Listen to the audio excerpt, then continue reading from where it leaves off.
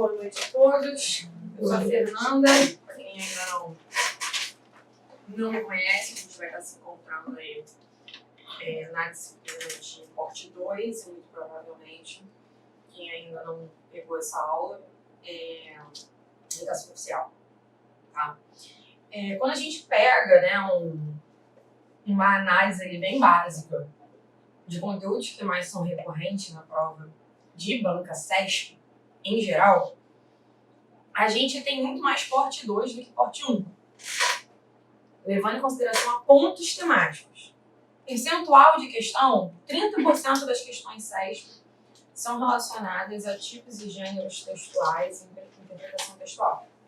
Quando a gente sai disso, né, aí a gente tem as porcentagens menores e, assim, se a gente colocar uma ordem lá de 5 coisas que mais caem, primeiro a interpretação, tipo, gênero textual, depois vem orações subordinadas, orações coordenadas, pontuação, que está totalmente conectado a orações.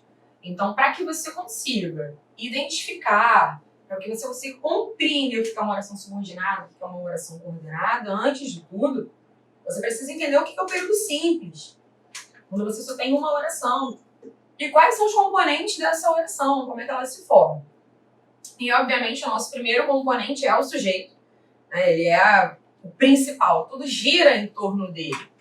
E aí, quando a gente fala de sujeito, a gente fica assim, sujeito é quem faz ou quem sofre, quem está fazendo alguma coisa, o restante é predicado. Né? Não é um conceito muito técnico, mas é a forma como a gente aprende, por ser até a forma mais simples. Mas, via de regra, o que é o sujeito? O sujeito é aquela pessoa sobre quem se declara alguma coisa. Então, eu não sei se ele está fazendo, se ele está falando, se ele vai fazer, eu não sei. Eu sei que eu tenho uma declaração sobre alguém. Então, a pessoa, né, pela qual gira essa declaração, eu vou chamar de sujeito. E a declaração em si, eu chamo de predicado. Né? Então, a gente tem aí variações dentro disso. Então, olha só, Douglas é um gênio sem diploma. Aqui, sobre quem eu falo? Sobre Douglas, né? É o meu sujeito. E aí, eu tenho uma alegação sobre ele, que é o quê? É um gênio sem diploma. Eu vou chamar esse sujeito aqui de sujeito simples. Por quê? Porque ele só tem um núcleo. Acaba que ele é o próprio núcleo, né? Mas quando eu tenho um sujeito que possui apenas um núcleo, ou seja, uma entidade principal ali, eu vou chamá-lo de sujeito simples, certo?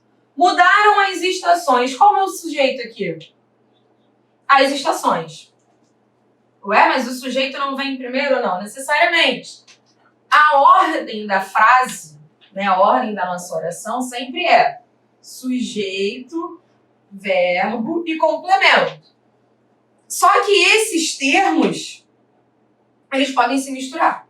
É onde a gente coloca ali, às vezes, o complemento entre vírgulas, porque está entre o sujeito e o verbo. Enfim, a gente tem modificações aí. Aqui, o verbo veio na frente, né? Mas não deixa de ter sujeito. Por quê? Aqui é o quê? A alegação. Essa alegação é sobre quem? Sobre as estações. Então, aqui, mais uma vez, eu tenho um sujeito que tem quantos núcleos? Qual é o núcleo aqui? Estações.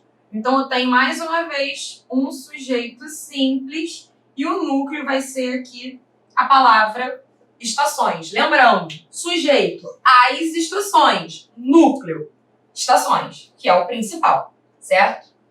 Agora, Silvéria e Everton são muquiranas generosos. Qual é o meu sujeito aqui? Silvéria e Everton. A alegação sobre eles aqui, beleza. Isso aqui é todo o meu predicado. Ok.